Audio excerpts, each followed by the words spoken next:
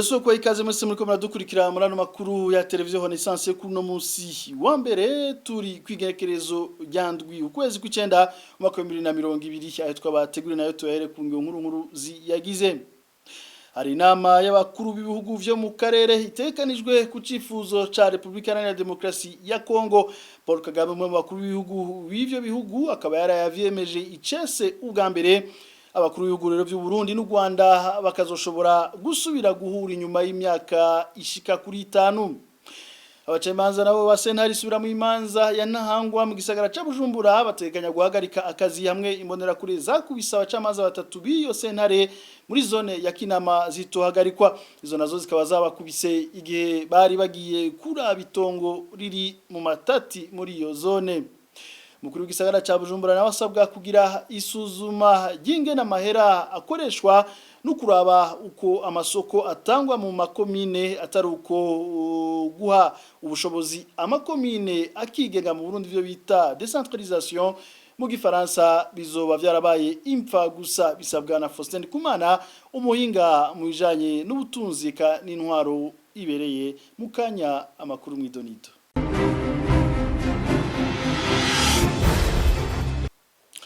Ndasubiye kwa ikaze murano makuru. Paul Kagame bandanya yerekana ugushaka kubana neza n'u Burundi bene igihugu c'u Buganda. Mukuru w'igihugu c'u Rwanda avuga ko igihugu cakoze uko gishoboye kandi kitazodebukirwa kubwiwe rero ngo ni ku nyungu z'u Rwanda n'ivyo bihugu bibanyi. Yabivugiye rero mu kiganiro n'abanyagihugu cyo kuri uyu wa Mungu, ikiganiro caciye kuri televiziyo y'igihugu c'u Rwanda. Umubano wacu n'u Burundi na Uganda biracyari magatotsi, ni ibintu bigishaka ibyo twakora kugira ngo bifate umurongo abantu babane neza, ndetse nko ku Burundi ngira ngo mwagiye mubikurikirana twagerageje gukora ibyo dushoboye bijyanye n'igihe aho kigeze n'icyo turimo n'ibyakorwa kugira ngo tube twabana. Abarundi ntabwo babyihutiye cyangwa ntabwo babyitabiriye uko ubundi byari bikwiye, ariko twebwe twerekanye ubushake. Ariko muri ubu bushake tunavuga ko buriya iyo umuntu agushaka ngo mubane neza biri mu nyungu zanyu mwembi, ntabwo byaba biri mu nyungu z'uruhande rumwe zitari mu rundi. Ntabwo rero amahoro dushaka kubana neza n'abaturanyi cyane cyane baba b'u Burundi cyangwa Uganda, ni amahoro dushaka ubundi nabo bakwiriye kuba bashaka.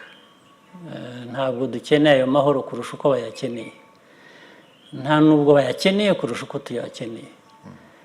Ibintu byose rero ndetse na Uganda nuko abanya-Uganda kubana tubereke ibyo bakora bigamije guhungabanya u Rwanda bigira bitya bigahinduka bati twabikoze ejo hakavuka ibindi bikomeza nabo. Ubutumwa ni bumwe, turagura ngo turashaka amahoro namwe, turashaka kumvikana namwe, tukabana ku buryo amahoro yaboneka. Dushobora kuba inshuti z'ibitangaza cyangwa dushobora kuba inshuti gusa zigirirana neza kugira ngo buri wese abone icyo yifuza. Naho twebwe turi kuri Uganda no ku Burundi, niyo nzira tuzakomeza rero. Ubucuti buzima bwiza bwaba ubuvandimwe, ntawe twanze kugira icyo tupfana cyangwa kuva indimwe nawe ntawe twanze, ariko abantu bashobora no kugira icyo bapfana ari abavandimwe ariko ntibumvikane. Cyambere dushaka twe no kumvikana. Ibyo buvandimwe nabyo wabishaka rwose twamubanira nk'umuvandimwe. Muri cyo kiganiro nyene mukuru w'igihugu c'u Rwanda yaremeje ko hari inama y'abakuru b'ibihugu bine byo mu karere iri kirategurwa izobera Igoma muri Republika Iharanira Demokarasi ya Kongo. Muri cyo kiganiro n'abamenye n'abanyagihugu, Paul Kagame yamenyesheje ko iyo nama izokwiheza ibijanye n'umutekano mu bihugu byo mu karere u Rwanda Uburundi, Uganda na Kongo. Iyo nama nayo ngo ikazotumirwamo n'abandi bakuru b'ibihugu bo muri kano karere n'ubunyene tumukurikire. Inama yaravugwa gusa nyine haracyari inzitizi ubundi kugira inama muri ibi bihe by'iyi coronavirus abantu bagahura batakoresheje uburyo bwa koranabuhanga biracyagoranye abantu baracyashakisha uburyo no kumva neza ingaruka zabyo ariko ni inama igamije umubano nyine mwiza hagati ya Congo DRC, u Rwanda, Uganda, Burundi ndetse haravugwamo n'abandi bagiye batumirwa nka Perezida wa Angola cyangwa ushobora no kuzagera no muri Congo Brazzaville ariko byose icyo bigamije ni umubano iteka izo nama ziba ngo habe umubano mwiza hagati y'ibihugu ibyo nta utabyishimira cyangwa nta utabishaka. Tuve muri politike tuje mu gisata kijanye n'ubutungane abacamanza ba sentare suramo imanza yantangwa mu gisagara ca Bujumbura barategekanya guhagarika imirimo yabo kugira basabe kwimbonera kure zakubisa abacamanza biyo sentare muri zone ya Kinama zihagarikwa. Izo mbonerakure hanini zari zigizwe na bamwe mu basubijwe mu buzima busanzwe zakubisa abacamanza batatu userukira leta bita Ministère Public amwe n'umwanditsi wa sentare isubiramo imanza igihe bari bagiye kuraba itongo riri mu matati ariko rero akaba arindire ico urongoye sentare nayinyuzwa abasubiza ku ikete baherutse kumwandikira. Ibiri muri iyo nkuru tubibaze Reverien Bazikamwe. Iryo bara ryaguye kuwa 2025 myandagaro uyu mwaka muri zone ya Kinama mu gisagara ca Bujumbura hari gihe abacamanza ba sentare subiramwe imanza ya Ntahangwa bari baramutse baja kuraba ibijanye n'urubanza rw'amatati. Abacamanza bamaze gushika mu kibanza c'amatati basanze abanywanyi bishira hamwe ry'imbonera kure harimwo n'abahoze ku rugamba biyugaranye mu nzu iri muri ico kibanza ubaserukira niwe wenyene yaserutse. Amakuru avangaho mu Kinama habereye ibara haheze umwanya muto urongoye intahe muri ugo rubanza Habiyambere Prime ariko arasigura ikibagenza zambonera kure zaciye zivunduruka muri yanzu zitwaje ibihiri zitera imiragwe n'ibitutsi abo bacamanza. Mu nyuma ayo makuru avuga ko bahavuye birara muri abo bacamanza barabakubita barabashwiragiza. Batatu muri bo ngo boba bahungiye ku kirindiro c'igipolisi kiraho mu Kinama, abandi babiri nabo boba bahishijwe na bamwe mu banyagihugu baho mu Kinama. Parke ikukiriyo sentare ikaba yarabimenyeshejwe bikiba havuye hafatwa ingingo hagati ya sentare isubiramwe imanza ya Ntahangwa na parke yo kurungika umugwi w'abantu batatu yari Jean Marie Nibigira icegera c'urongo iyo sentare, Ferdinand Dagijimana icegera ca mbere c'umushikiriza manza mukuru wa parke ikukiri iyo sentare hamwe na Isidore niyo nkuru umucamanza wa sentare isubiramwe imanza ya Ntahangwa. Icari kibajanye kwari ugushengeza inzomonera kure zubahutse gukubita abacamanza ariko rero ayo makuru atubwira ko nabo baciye basubira barakubitwa n'izo mbonera kure mu gihe bo vyitwa ko bari kumwe n'abapolisi barenga 10 bari bajejwe kubakingira hamwe n'umukuru wabasubijwe mu buzima busanzwe bahoze ku rugamba mu gisagara ca Bujumbura. Icyatangaje baraho bamwe mu mbonera kure bari bafashwe bagashigwa kw'amapingu bahavuye bashobora guhunga bagenda batwaranye nayo mapingu bita menote mu gifaransa. Abo bacamanza kumwe n'abashikiriza manza bahavuye bamenyesha ibibaye ababakurira mu nzego zose. Ayandi makuru avuga ko sentare Ntayinyuzwa yari yemeje ko izo mbonera kure zigiye gukurikiranwa mu maguru masha. Gushika uyu munsi izo mbonera kure zikaba zidegemvya. Tugarutse gato kuri ayo matati ari hagati y'umufasoni Janete Ndayishimiye nishira hamwe ry'imbonera kure ryitwa AED rijejwe kwitaho abahoze ku rugamba. Ico kibanza kikaba kiri iruhande y'isoko nshasha ya Kinama. Radio Inzamba yagerageje kurondera urongoye sentare isubiramwe imanza ya Ntahangwa umufasoni Jeanne Habonimana n'urongoye sentare Ntayinyuzwa Emmanuel Gateretse ariko ntibashimye kugira ico babivuzeko. Arakoze Reverien Bazikamwe wo mugwi w'abantu wahungabanije ishigwa mu ngiro y'ugo rubanza warukwiye guhagarikwa vuba ugakurikiranwa n'ubutungane bivugwa n'umushinga manza Vital Nshimirimana ariko yamara kuguyo yanonosoye bijanye n'amategeko ngo ikibazo c'ubwigenge kiri mu rwego rw'ubucamanza kirashobora kubera intambamyi ku nyishu y'ibisabwa n'abo bacamanza basenarisuramo imanza ya Ntahangwa. Tumutega amatwi. igitabo c'amategeko agenga ngene imanza z'amatati zitohozwa zikaburanishwa zikongera zigacibwa kirerekana neza ububasha abacamanza bafise igihe bashashe mu ntahe cese canke bagiye kwitongo, aho ico gitabo cerekana neza yuko umukuru w'intahe aba afise ububasha budasanzwe ku buryo ashobora kwima ijambo uwabona yuko bidakwiye ko arifata canke mbere agashobora no gusohora agataramura ababona yuko bashobora kubangamira ingene intahe iriko iragenda. Ivyo bikaba haba igihe bari mu ntahe cese canke igihe bari kwitongo, naho rero baba bari kwitongo ubwo bubasha bw'abacamanza ntibuheza ngo butakare. Bisigura rero yuko bitumvikana na gatonya ngene hoba umuntu canke umugwi w'abantu naho boba bitwaje ububasha bumeze gute bashobora kwitambika imbere y'intahe igihe yashitse kwitongo. Muri ico gihe rero ababikoze bategerezwa guca bahagarikwa ubwo nyene, mbere hakurikijwe amategeko agenga ivyerekeye gukurikirana abakora ivyaha. Abo bantu babikoze bagaca bacirirwa urubanza ikibiriraho. Ariko rero turavye ibiriko biraba mu gihugu c'u Burundi birababaje cane, kuko usanga abacamanza bo nyene ubwabo badashobora guhagararira ayo mategeko ngo bashobore kwikingira. Ivyo ni ibintu bibabaje cane, kuko vyaratwaye umwanya utari muto abacamanza ukabona barahumiriza iyo bishikiye abandi, ariko uno munsi urabona yuko nabo nyene bishobora kubakorako. Mbere n'abapolisi bari muri ico kibanza nimba baratabajwe bakanka gutabara bakanka guhagarika izo nkozi z'ikibi, nabo nyene biraheza bikabahama bagacirirwa urubanza. Tukivuga ibijanye n'ubutungane tugeze ko bamenyesha makuru bane b'ikinyamakuru Iwacu bakwije kuri no musi wa mbere imisi 322 bapfunzwe bakabacira umunyororo wo gufungwa imyaka 2 n'igice hamwe ni hadabu ringana n'umuriyoni umwe na senare nkuru y'igihugu mu ntara ya Bubanza.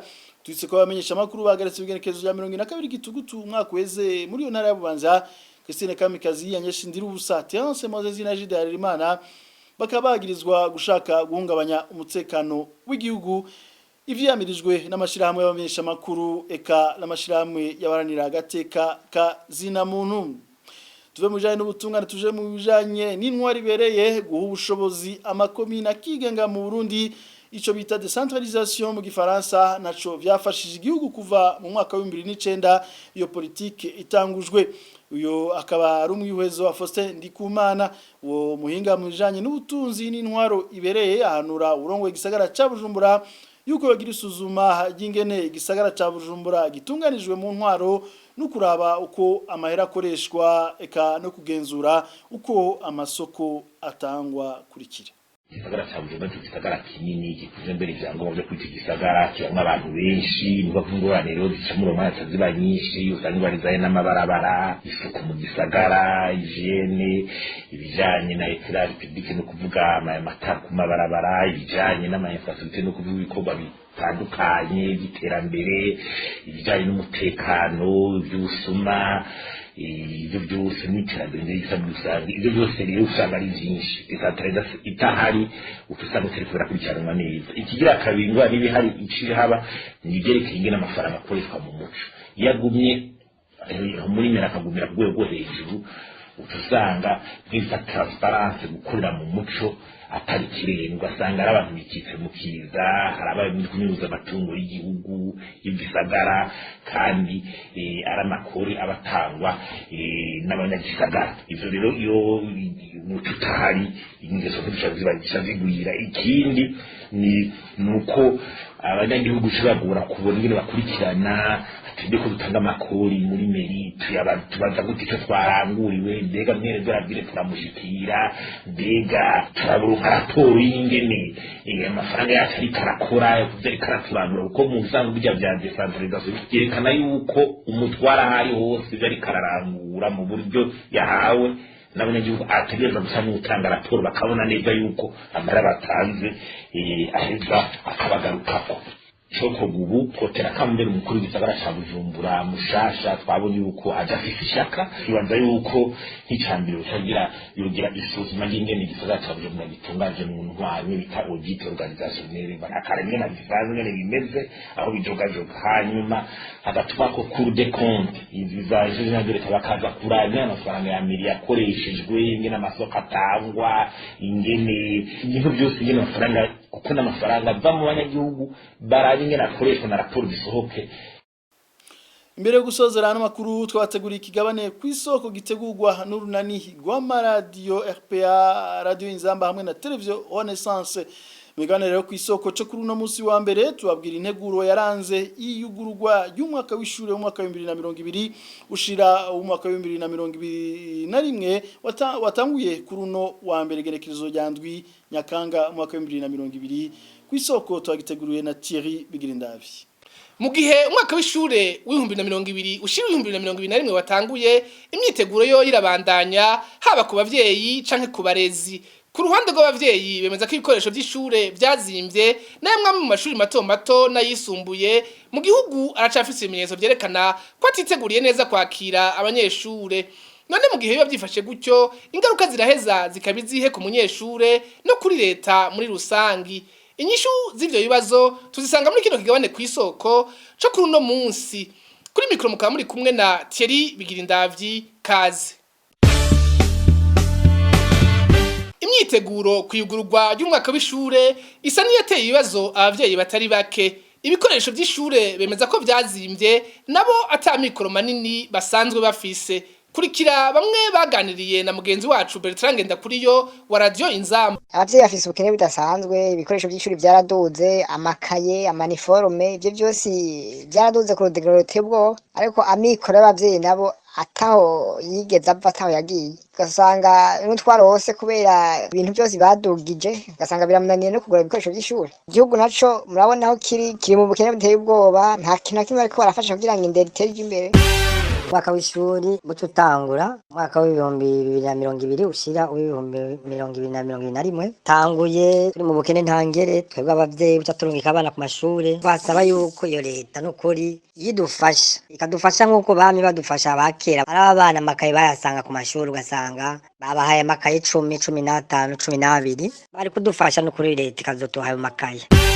Nk'umwana yiga mu mashuri mato mato kuva mu wambere gushika mu gatandatu ariko ari umuzamu ariko ari amahera y'inyubako ariko ari hangwa amahera ngo azokora ngo teste ngo yaje ngo mu makomine uko kose ugaca usanga amahera abaye menshi natwe ata mikoro dufise ubuhari bukene ntangire ukibagiwe cyo no wiga amashuri yisumbuye kubera mu windi gushika mu 9 datu zawumva ngo amahera ngo ibibazo buri trimestre buri gice mu kibazo basaba leta idufashe twige ku buntu. Kuri uno mwaka w'ishure w'ibihumbi 2020 ushira 2021 abanyeshuri bo mashuri shingiro mu ntara zitandatu zirimo bantaho nikora benshi mu Burundi nka Cankuzo, Kirundo, Makamba, Muyinga, Rumonge na Ruyigi bazoronswa ibikoresho by'ishure bitanzwe n'ishiramwe UNICEF bibicishije mu isekeza ryaryo giswe Back to School.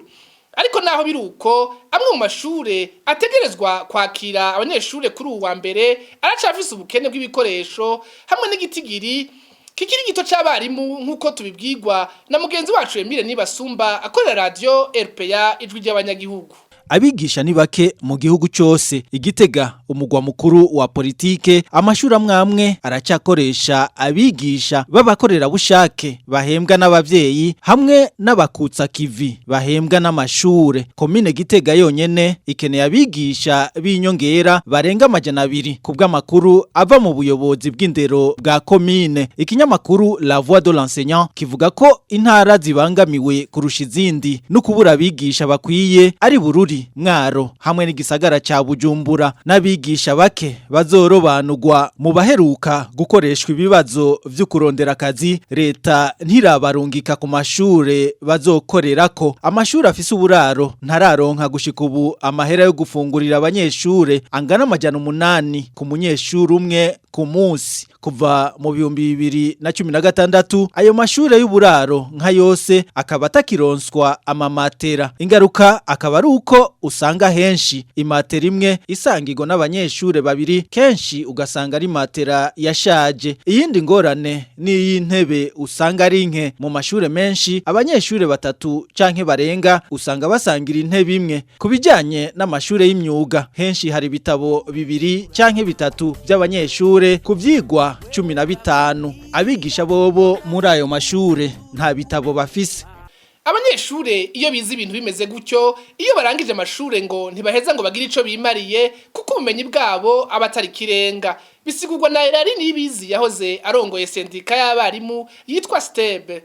Abigisha bari mu ishuri badafise ibikwiye kugira abigisha abanyeshuri barahagwa n'abigisha bararemerwa. Abanyeshuri ntibaronka inyigisho zikwiye, batangura nabi, umwaka ugahera ataco bafise bize. Hanyuma bibandanya gutyo ugasanga abanyeshuri barabihiwe n'inyigisho. Bamwe baca babiheba, abandi bagatitura umwigisha mugabo bagapfa kuguma aho umwaka uheze bagashaka guhindura ishure. Ikica kibagora ni ryari? Ni gihe bahejeje igice c'inyigisho, hagiye bahejeje ishure shingiro bakaja gukora ikibazo ca leta. Ni hamwe rero haboneka abanyeshuri benshi cyane baronka amanota make badashobora kunguruzwa mu mashure ya leta. Abandi hakaboneka abanyeshuri bake batari bwunguruzwe mu mashure y'inyuma y'ishure shingiro. Ugasanga rero benshi baradubura. Bamwe kudubura ca kibanza cyo kudubura n'amategeko urabona yarabujije kudubura. Abana usanga bunguruzwa bamureka rengane bakunguruzwa bugaca kunguruzwa nawe ntafise ubumenyi bukwiye. Hamwe rero ahejeje ishure shingiro nizi ngorane mubona tuja turonka abanyeshuri benshi cyane batari bwunguruzwe kandi batari budubure, batari buronka iyo baja. Aho rero ni ingorane zikomeye cyane ko baca baja mu ibarabara. Ikindi ca kabiri nuko nabo bunguruzwa wumva kubera bagumye bagira muri zamurika rengana guma agenda atamenye guhamango. Bagomba ko abana benshi biga usanga no mu byo bize atakanovera bafisemwo. Ivyo bize usanga shikaho mu nyuma naho yoshikira ico kibazo ca leta bakamurika karengana kubera bakeneye abinjira muri ivyo bibanza gusa, uca usanga nawe nyene ataca sohotsa afise. Erari Nibizi avuga kandi ko ari uruhombo runini ku gihugu kuko kidaheza ngo kironke icabwenge zizana akarusho mu iterambere ry'igihugu. Iyo rero ni ingorane ituma n'igihugu kidashobora kuronka abahejeje amashuri b'incabwenge bashobora kwiyumvira no kugira ikintu bahinduye muri byari bisanzwe bihari basanganywe babandi batwigisha mwe twankungo n'abakoroni. Bamwe batutegurira izo nyigisho ugasanga tuguma tugendera kuri bya bintu bya kera mu iterambere mu buhinga, aho uko turonka abanyeshuri bagira ico bahindura mu byo bize, bagira ico bahindura mu by'igihugu, bahindura za nyigisho bakazihindura iterambere. Kubigisha naho uco usanga umwigisha adashoboye kunezererwa umwuga mu bisanzwe. Abigisha baranezererwa ujya mwuga ko ndetse ko batunga barahindura ubuzima bw'umuntu. Umwigisha yabonye ko atari ko arahindura ubuzima bw'umunyeshure aragira akababaro. Uwo mwihwezo wa Erari Nibizi ni uci usozera kigabane ku isoko cyo kuri uno munsi. Muhejeje kwiyumvira ko yatawe ubumenyi bw'akanovera burangwa mu mashure biheza bikagira ingaruka mbi nyinshi ku banyeshure. Thierry Bigirinda vitumukengurukire na hano duce dusozera amakuru turabashikiriza. Ndabashimire mwese mwadukurikiye naho butaha.